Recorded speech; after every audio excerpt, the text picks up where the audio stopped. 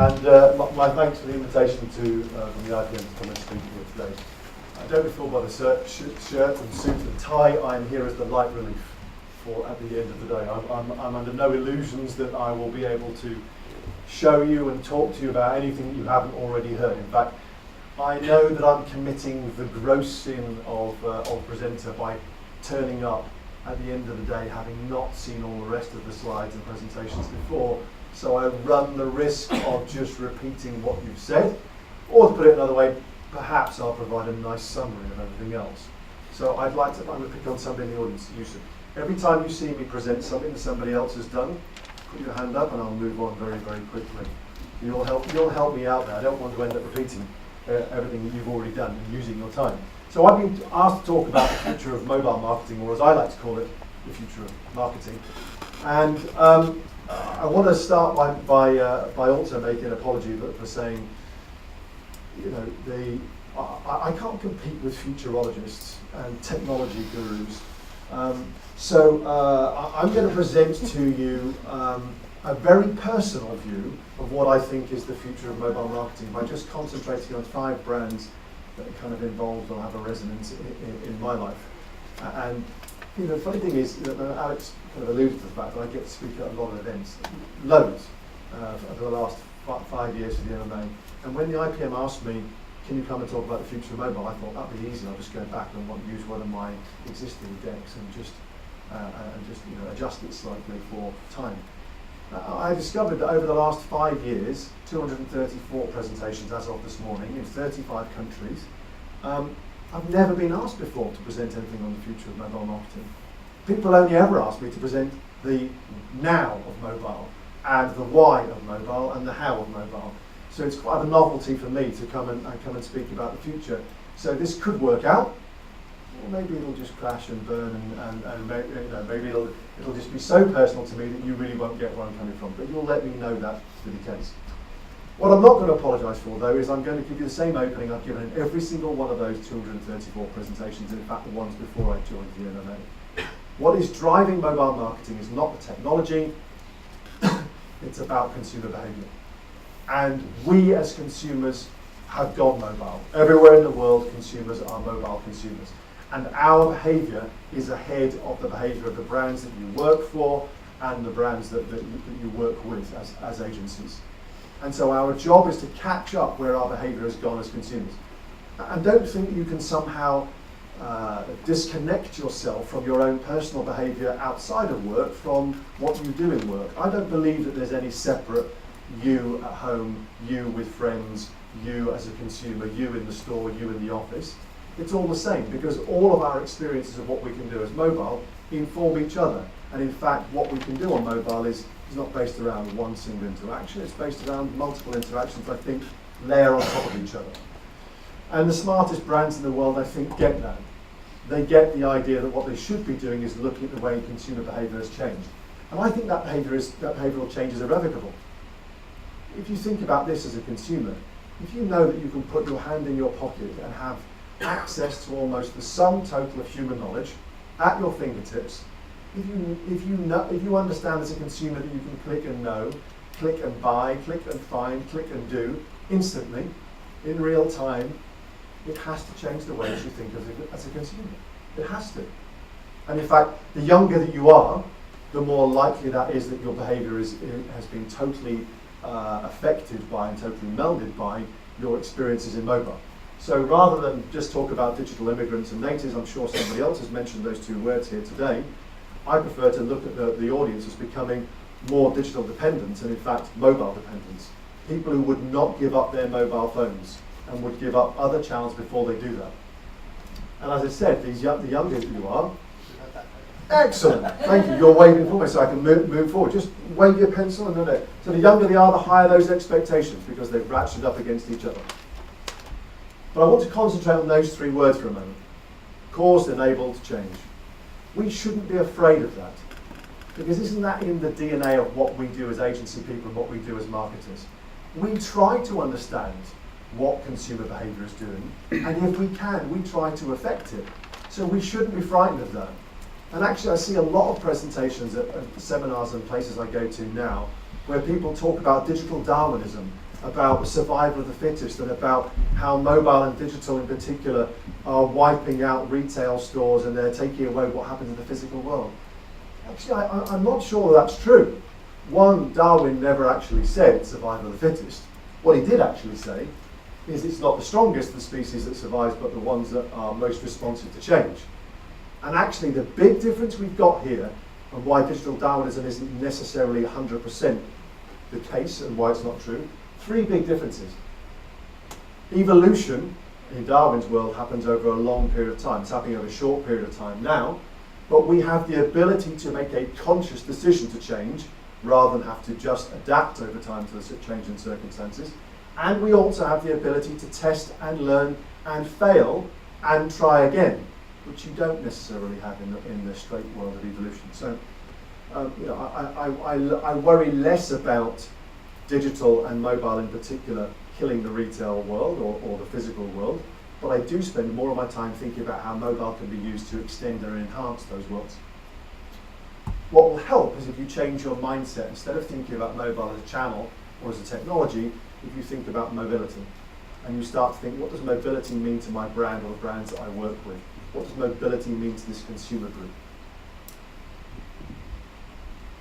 There are a number of things I think that a digital consumer and a mobile consumer has come to expect. And these things here, they've become to expect real time and interaction. You've probably heard all these words, probably able to tick every one of those off sometime in the presentations today. Somebody has mentioned all or some of those things. And I think what you also hopefully will have seen, and certainly you've seen from part of the presentation, there is that mobile is affecting every stage of the path to purchase. There are two big USPs that mobile has got, and I just want to mention those before I go into talking about what I think is the future.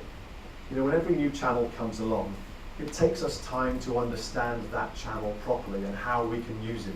So those of us who've been here for quite a while, and I'm looking at you, Mr. Meisel, and I will remember that in the earliest days of mobile marketing, 9-10 years ago, were almost straight copies of the world of promotional marketing, funnily enough. We just did lots and lots of text-to-win competitions and that kind of thing.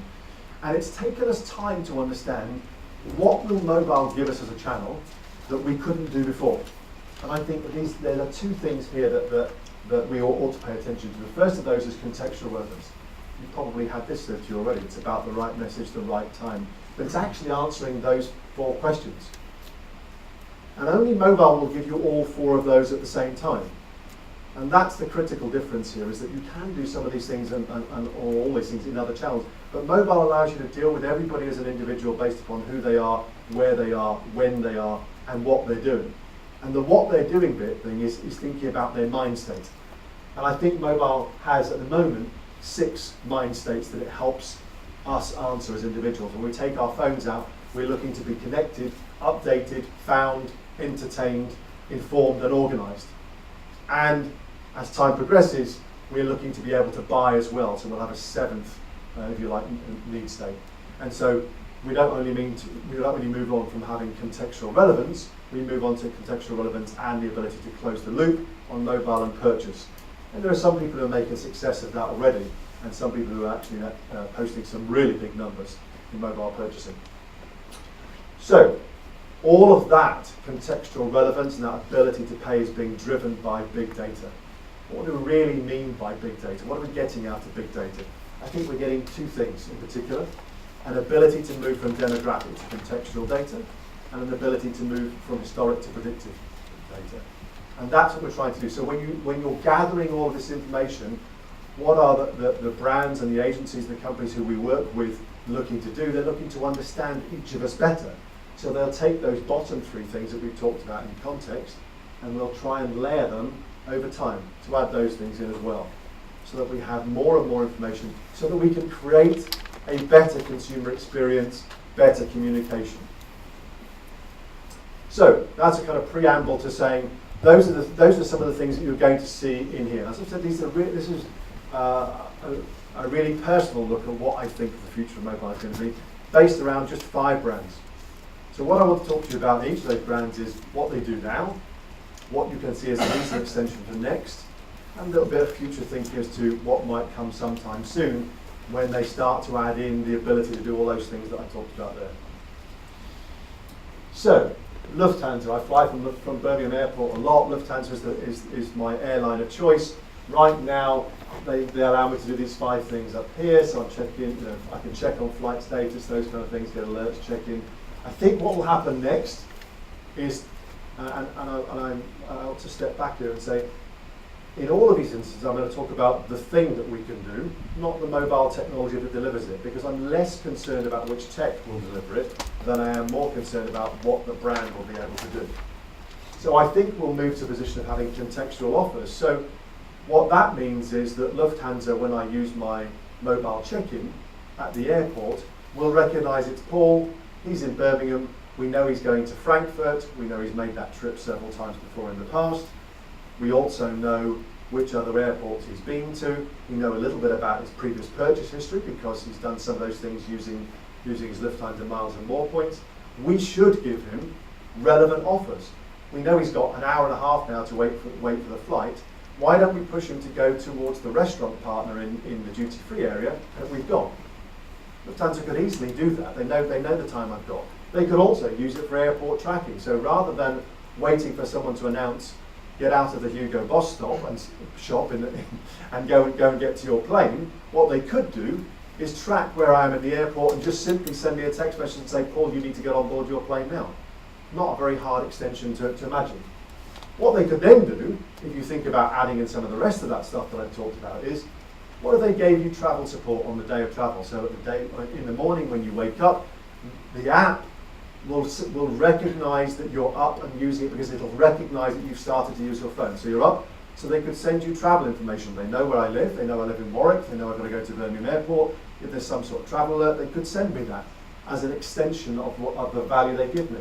They could give me some sort of transport integration, so they know I'm going somewhere at the other end and make me an offer of a Lufthansa partner car hire, or they could give me details of the local trains from Frankfurt into the city centre, or they could integrate with a hotel and give me a hotel offer, or they could have some kind of location utility which immediately switches upon landing in another country to, here are the top 5 phrases that you might want to be able to use in German now that you've landed in Germany. Well, the top of which for me personally is, may I have a receipt please? That's the most useful phrase you can learn in every language when you're a business traveller. So they could do that. They could give me real-time rewards. They could say to me, rather than just having you amassing all of your points and using them, or maybe not using them, why not tell you what you could do with them right now in the airport that you've just landed in, or the airport you're waiting in? It's not a big extension to think you could take your Lufthansa app and have it on your iPad, and then it becomes your in-flight entertainment. It helps you manage the in-flight entertainment system you've got. It isn't also a big extension to think they could add a QR code, or they could add an NFC chip to my baggage and make sure that my baggage gets on the plane I'm supposed to go on, so that if I actually get separated by more than 200 metres from my baggage, there's an alert that goes off both for me and somebody else that says, your bag is now 2.5 kilometres away from you at the airport, it shouldn't be there. We could do something with that so as a utility for them. Finally, it might, through some sort of tie-up, end up as being a bio passport. The Lufthansa app carries actually a lot more of my passport information, and I walk seamlessly through check-in, through the airport and onto the plane without ever having taken anything out of my pocket. It knows who I am. You'll see there's a consistent theme to some of this stuff here around it. So I then thought about Nectar. It's pretty basic at the moment, the Nectar app, and actually not very well connected to either the website or to the plastic card. And it should be, again, they should be thinking about contextual offers. And they should be thinking about turning this into a payment channel and having a mobile wallet. What interests me even more, though, is the idea of having dynamic opt-in. The big thing where these loyalty cards fail for me in supermarkets is they don't recognise you're in the store until you're leaving. That's the point at which you swipe. That doesn't make any sense to me whatsoever. Why not recognise the point at which I walked into a supermarket and then send me my Sainsbury's offer because I've just walked into the supermarket? Why not send me the details that says, here's how many points you've got, here's how you could convert that to offers that you've got now, or send me some real-time offers, or turn it into a credit card. There's a lot more they could do with this. Third, I'm thinking about Starbucks. They do some really interesting stuff at the moment. I think Starbucks is perhaps the most interesting brand working in the world today using mobile marketing. In the world of digital Darwinism, they're the ones that are trying the most I think, of all the brands I see in the world to adapt to the change of a mobile world. Again, they could look at contextual offers. But what they could add to that in the future is, rather than have me manually update my credit card information, maybe they'll look at just I'll buy my coffee on subscription. You know, I'll pay them £10 a month, and then I'll pull it off, draw it off, you know, when I use it. They could look at all the food that I'm buying and all the coffee that I'm buying and make nutritional and health suggestions based upon the fact that they know what my intake is. And even better, they could look at real-time rewards. I have a really strong belief that advocacy is real-time only. I don't believe that we walk around as an advocate for brands all day long. Very few brands are ever with us, unless it's, you know, maybe we're an advocate to Apple or maybe something like Nike. But for most brands, we're an advocate for them in the moment. For Starbucks, I am an advocate for them after I get off the tube and the 5 minutes I'm walking towards the coffee shop. I'm an advocate because I walk past Costa and I walk past every other coffee shop, so I've got Starbucks in my mind. I'm an advocate when I'm standing at the till and they've got some ability to influence what I do. So why not, at the point whereby I pay using my app, why not reward me instantly as an advocate and say, hey Paul, glad you're enjoying your morning coffee. Here's another one free to give to one of your friends in your office. How much more of an advocate would that make me if they gave me that real-time offer and allowed me to bring a free coffee into somebody else, or they added a free croissant onto my order? Really easy stuff to do. It just takes them thinking through a little bit what advocacy actually means. Last two now. IKEA's got an interesting one in that they've tried some really interesting stuff in mobile, but not particularly, I don't think, well connected just yet. So they've got mobile catalogue. They've got an augmented reality app. You can hold the app up and you can look and you can pick a piece of furniture and you can see how it would look in your room. But actually, when you look at what they do, a lot of it's disconnected. IKEA have a service right now that allows you to sit down with them both online and on your iPad and design how your ideal room would look when you're moving into a new house. At the end of that process, you've got an image of what that room would look like with all of the IKEA furniture in it. You can't then press the button and order it. All you can do is print it out and then go back to the catalogue or go back to the store and individually load all those things up. That seems to me absolutely nuts. They should just allow to press the button in a single purchase. So they should connect the different channels together, both the physical and digital world, and allow us to purchase.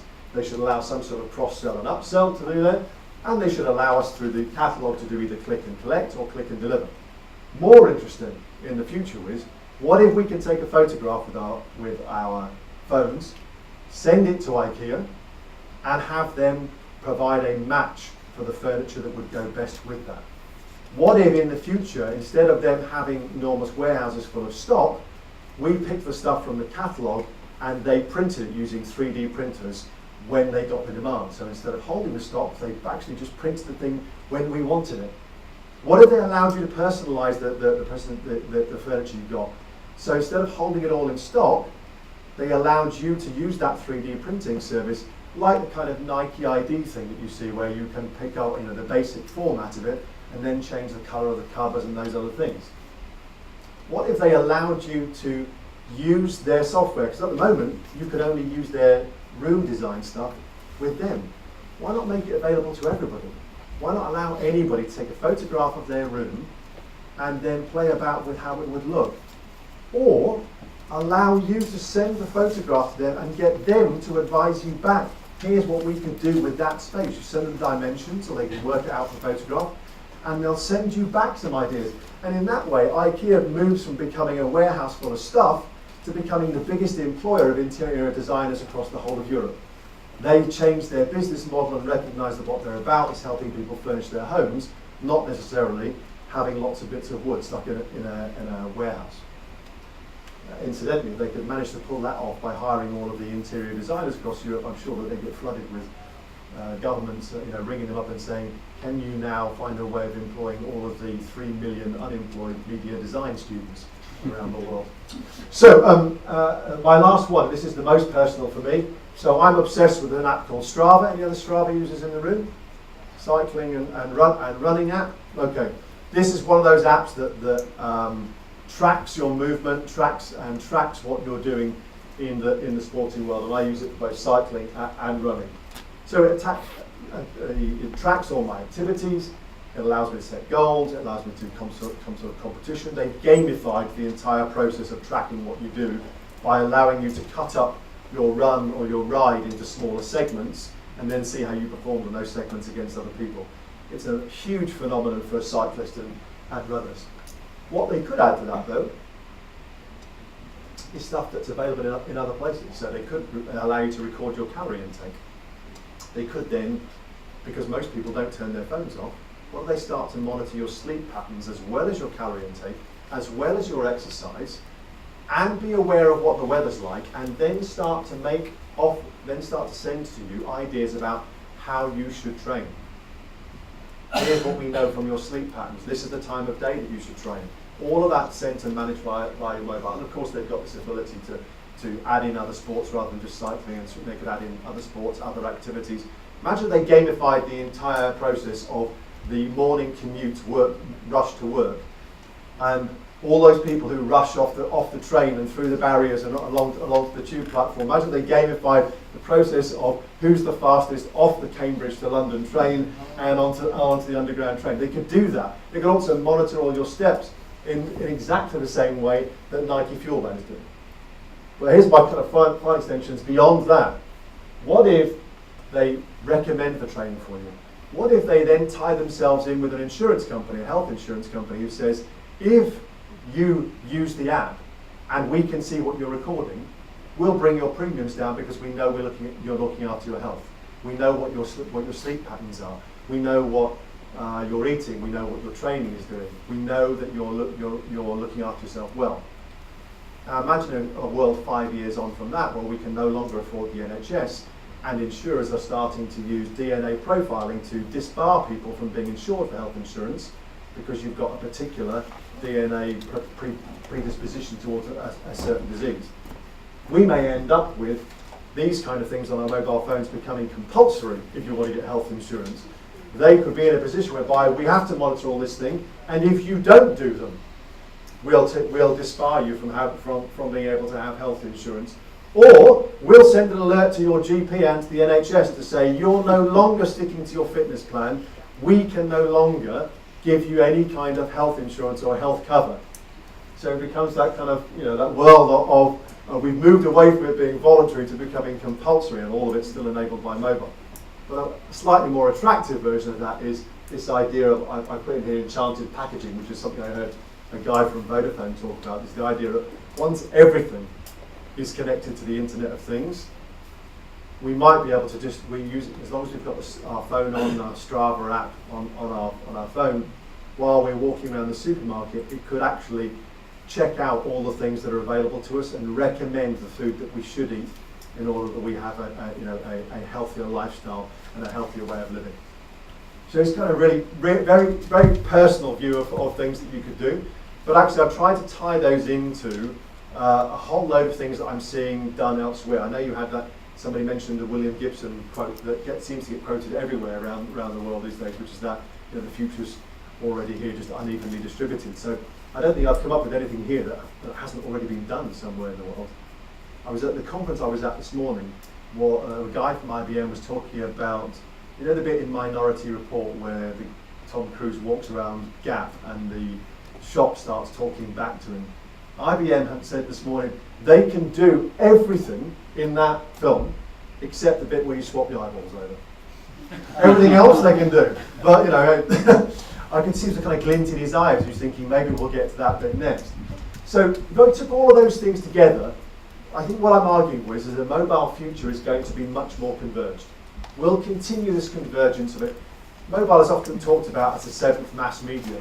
That's a thing from Tommy Ahanen where he talks about the fact that what mobile can do is the same thing as all the previous mass media, all in one device. And I think that trend will continue. But what I think is that it will focus, rather than on the technologies or the other channels, we'll focus on the outcomes and the outputs we want to do. So we'll focus on mobile becoming a tool for loyalty, for payment, for entertainment, utility, those kind of things. I think we'll also see a world where we have an opportunity to connect with people in real time, all the time. And what the MMA would argue is that actually we're moving towards a world where every moment is mobile, and every moment is mobile enabled. You think right back to the start of here when I was talking about the cause and enabled part of it. I think this is going to be that. We're going to be caused, our behavioural change will be caused and enabled by every single moment being mobile. Now, because I come from a trade association and because I'm a huge believer in everybody doing things together in order to make all this kind of stuff happen and this kind of future happen, I'd like to finish with where I started with a quote from Darwin. I think this is going to be about all of us working together to create these kind of possibilities, these kind of futures. And at least from my perspective, I would love you to come and do that with the Mobile Marketing Association and come and join us and make these things happen and make these things a reality. Ladies and gentlemen, thanks for your time this afternoon.